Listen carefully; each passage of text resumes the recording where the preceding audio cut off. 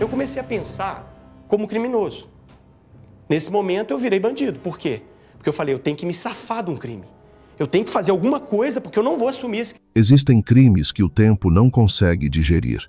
Não porque sejam os mais violentos que já aconteceram, não porque os culpados tenham escapado à justiça, mas porque há algo na combinação de elementos, o ambiente, as pessoas, o momento que o cérebro humano simplesmente recusa-se a aceitar como real. O assassinato de Daniela Pérez é um desses crimes. Era 28 de dezembro de 1992. O Brasil estava entre o Natal e o Ano Novo, aquele intervalo de dias em que o país respira mais devagar. As famílias ainda estão juntas, as notícias são leves. E então, chegou uma que partiu tudo ao meio. Daniela Pérez, 22 anos, atriz da novela mais assistida do Brasil naquele momento, foi encontrada morta numa via deserta na Barra da Tijuca, no Rio de Janeiro. O corpo tinha marcas de múltiplos golpes. A violência do que aconteceu naquela noite não deixou margem para a esperança. Mas o que transformou este crime num dos mais perturbadores da história do Brasil não foi apenas a brutalidade, foi quem o cometeu. O assassino era Guilherme de Pádua, o ator com quem Daniela dividia cenas todas as semanas na televisão. O colega de trabalho, o rosto conhecido, a pessoa com quem ela trocava falas decoradas sob os holofotes de uma produção que media mais de 52 pontos de audiência. Numa época em que a TV Globo não era apenas um canal, era o único lugar onde o Brasil inteiro se encontrava. Ao mesmo tempo, não havia redes sociais, não havia telemóvel, havia televisão. E corpo e alma era o centro desse universo. A notícia do assassinato não caiu apenas sobre o país. Caiu sobre um set de gravações onde a mãe de Daniela, Glória Pérez, a mulher que escrevia aquela novela sozinha, 6 capítulos por semana, sem intervalo, ainda tinha de continuar a trabalhar. A ficção e a realidade colidiram naquele ambiente de uma forma que nenhum argumentista conseguiria inventar. E aqui, a história começa a fazer perguntas que 30 anos não responderam completamente. Por quê? Por que Guilherme de Pádua, com a cumplicidade da sua própria esposa Paula Tomás, decidiu matar uma jovem de 22 anos com quem trabalhava? O que aconteceu naquela noite? O que é que os investigadores encontraram e o que ficou por fora dos autos oficiais? E o que significa o facto de o assassino de Daniela Pérez ser hoje pastor evangélico, a pregar a palavra de Deus para uma congregação que talvez não saiba o que as suas mãos fizeram numa noite de dezembro de 1992. Neste vídeo, vamos percorrer tudo, não como especulação, como investigação, com os factos, com os relatos de quem estava lá, com o perfil traçado por especialistas sobre o tipo de pessoa que é capaz de fazer o que Guilherme de Pádua fez. Porque Daniela Pérez merece mais do que um caso encerrado. Merece que as perguntas continuem a ser feitas. Se ainda não és inscrito neste canal, inscreve-te agora porque essa história tem camadas que a versão simplificada nunca contou. Fica até o final. Para compreender o peso do que aconteceu em dezembro de 1992, é preciso primeiro entender o mundo em que Daniela Pérez vivia. Não o mundo em geral, o mundo específico daquele Brasil, daquele ano, daquele horário nobre. Não existia internet acessível ao público, não existiam redes sociais. O telemóvel era um objeto que praticamente ninguém tinha. O entretenimento do país concentrava-se num ecrã, a televisão, e dentro desse ecrã, a TV Globo ocupava um espaço que hoje é difícil de imaginar. Não era apenas o canal mais importante. Era, na prática, o único lugar onde o Brasil inteiro se encontrava. Ao mesmo tempo, todas as noites, sem exceção de classe social ou região. E a novela das 8, O Horário Nobre, era o centro de tudo isso. Corpo e Alma estreou a 3 de agosto de 1992 e rapidamente se tornou um fenômeno. Com médias acima de 52 pontos de audiência, era o programa mais assistido do país.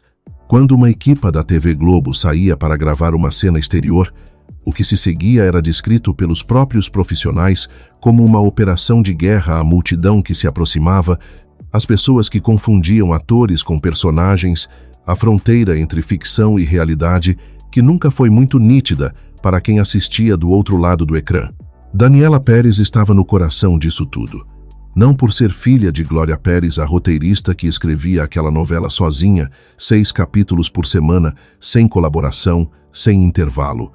Estava lá porque a câmera captava nela algo que não se ensina nem se fabrica. Uma presença natural que chegava ao público sem esforço aparente. Com 22 anos, já era um dos nomes mais prometedores da sua geração. Quem percebeu isso antes de qualquer crítico ou diretor de elenco foi quem trabalhou ao seu lado no dia a dia do set. Carla tinha 1 ano a mais do que Daniela. As duas faziam aniversário em agosto, Daniela no dia 11, Carla no dia 26, e a novela tinha começado a gravar exatamente no início desse mesmo mês. Foi um começo marcado por celebrações, pelo entusiasmo de um projeto novo e pela energia particular que existe sempre no início de uma produção grande. Ninguém sabe ainda o que vai correr bem e o que vai correr mal. Há uma leveza no ar que só existe antes de o mundo real entrar pela porta. Carla e Daniela construíram uma proximidade natural dentro desse ambiente.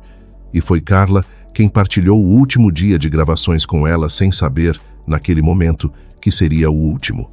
Não havia como saber. Era uma quinta-feira normal numa produção normal. Havia cenas para gravar, falas para decorar, decisões técnicas para tomar.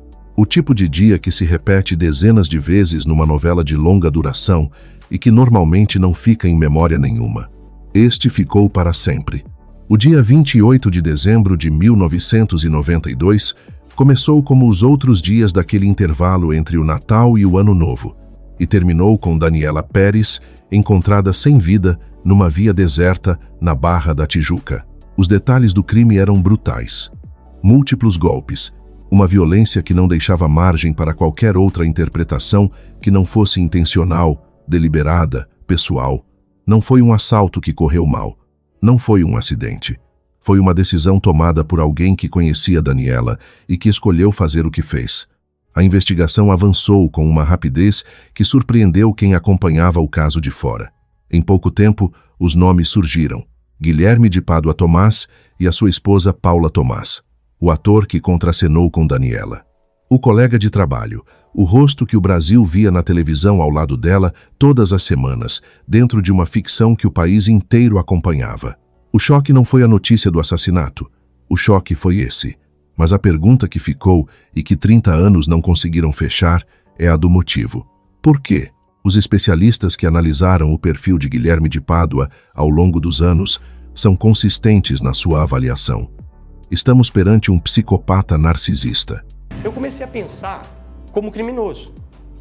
Nesse momento eu virei bandido. Por quê? Porque eu falei, eu tenho que me safar de um crime. Eu tenho que fazer alguma coisa porque eu não vou assumir esse... Alguém para quem os outros existem apenas como instrumentos ou como obstáculos. Alguém incapaz de empatia genuína, incapaz de sentir culpa da forma que uma pessoa comum sentiria, mas perfeitamente capaz de imitar essas emoções quando é conveniente. O narcisismo patológico cria uma distorção muito específica na forma como a pessoa percebe o mundo. Ela está sempre no centro. Sempre. E qualquer coisa, qualquer pessoa que ocupe um espaço que ela considera seu, é vivida como uma afronta que precisa de ser corrigida. O talento de Daniela, a sua popularidade crescente, a atenção que ela recebia dentro e fora do set, tudo isso, para alguém com esse perfil, não é algo a admirar, é algo a destruir. O mais perturbador desta análise não é o que ela explica sobre o passado, é o que ela implica sobre o futuro, porque psicopatas não têm cura. Não é uma questão de vontade, ou de fé, ou de tempo. É uma questão de estrutura. A forma como o cérebro processa as relações com os outros não muda com terapia nem com conversão religiosa. São refratários ao tratamento precisamente porque não reconhecem em si próprios nada que precise de ser tratado. E é aqui que a história dá uma volta que muita gente ainda não consegue processar. Depois de cumprir a pena que a justiça brasileira determinou, Guilherme de Pádua tornou-se pastor evangélico. Prega, tem uma congregação, fala em nome de Deus para pessoas que o ouvem com atenção e que confiam nas suas palavras. Para quem conheceu Daniela, para quem esteve no set naqueles meses, para quem partilhou o último dia de gravações com ela, para quem viu de perto o que aquele crime fez às pessoas que a amavam, esta realidade é algo para o qual não existe adjetivo suficiente. Não é apenas revoltante, é uma inversão de uma ordem que devia ser inviolável. A questão não é teológica, é humana. O que é que um homem que matou desta forma, com esta premeditação, com esta violência, tem para dizer a outro ser humano sobre como viver? Que autoridade moral pode existir ali? E quem são as pessoas que o ouvem sabem o que sabemos nós? Ou a congregação desconhece o que as mãos do seu pastor fizeram numa noite de dezembro de 1992? Enquanto tudo isso acontecia ao longo das décadas, havia uma mulher que nunca teve o luxo de parar. Glória Pérez perdeu a filha e continuou a escrever. Não imediatamente houve um intervalo, uma paragem forçada que a produção e a emissora tiveram de gerir. Mas a novela continuou, e Glória voltou. Voltou à mesa de trabalho, voltou aos blocos de capítulos, voltou a construir ficção no mesmo ambiente onde a realidade lhe tinha roubado o que tinha de mais precioso. Não existe palavra para descrever o que isso exige de uma pessoa. É o tipo de força que não vem de nenhum manual de autoajuda. Vem de um lugar que só quem perdeu um filho num contexto assim consegue imaginar remotamente. Glória Pérez colaborou com a série documental Pacto Brutal, produzida pela HBO Max em 2022, 30 anos depois do crime. A série reacendeu o interesse do país pela história de Daniela e voltou a colocar as perguntas certas em frente ao público.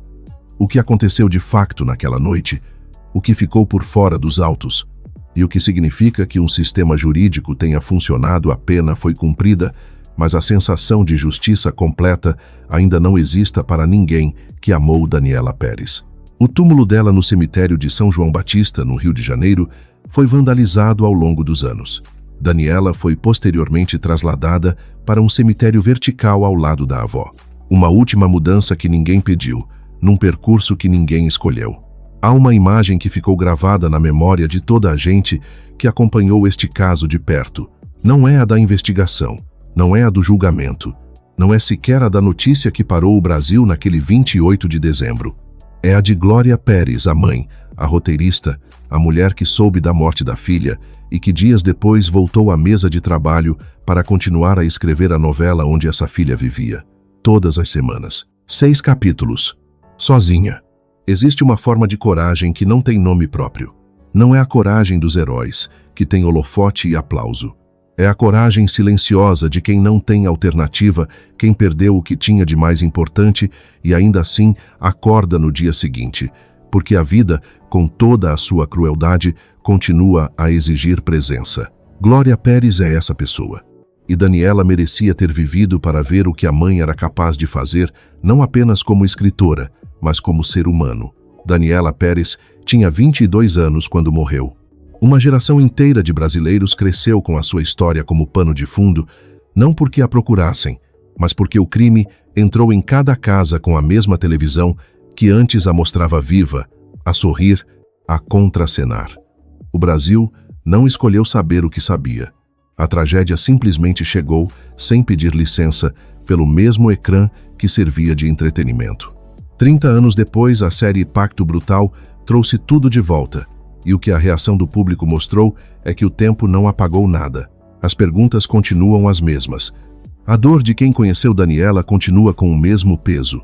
E a revolta perante um assassino que hoje se apresenta como pastor, que fala de salvação e perdão para uma congregação que ocupou o espaço que deveria ser de vergonha permanente, com uma autoridade moral que ninguém lhe devia ter permitido. Reivindicar essa revolta não diminuiu um grão sequer. A justiça formal fez o que a justiça formal faz. Investigou, julgou, condenou, viu a pena ser cumprida. O sistema funcionou dentro dos seus próprios limites. Mas há um tipo de justiça que os tribunais não conseguem dar. É a que Glória Pérez procura cada vez que fala sobre a filha. É a que Carla procura cada vez que revisita os últimos momentos que partilhou com Daniela naquele set. É a que cada pessoa que amou aquela jovem de 22 anos ainda espera não uma sentença, não um número de anos de cadeia, mas uma resposta que faça sentido humano para uma pergunta que não o tem. Por quê? Porque no final, quando todos os relatórios periciais estão escritos e todos os julgamentos estão encerrados, o que resta é sempre essa pergunta. E Guilherme de Pádua é a única pessoa que a pode responder completamente e escolheu, durante 30 anos, não o fazer.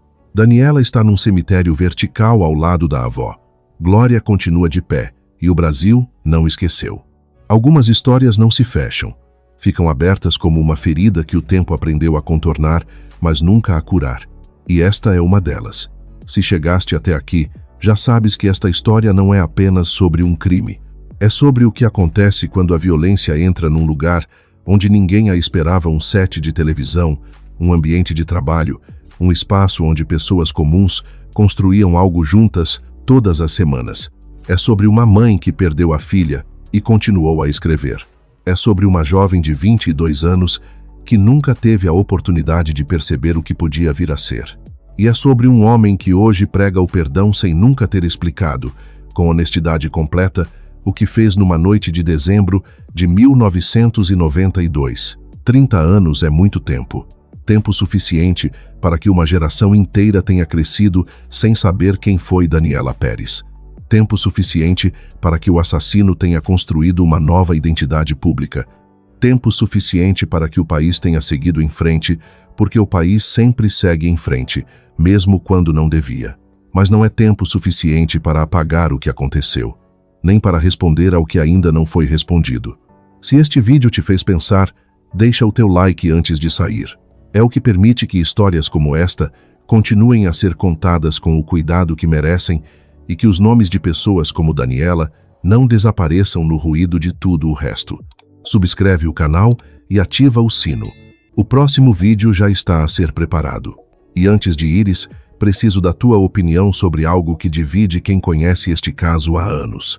Um homem condenado pelo assassinato brutal de uma jovem de 22 anos tem o direito de se tornar pastor e pregar o perdão de Deus, ou há atos que retiram esse direito para sempre? O perdão tem limites? E se tem, quem os define? Escreve nos comentários. Esta é uma conversa que o Brasil precisa de ter com honestidade. Até o próximo.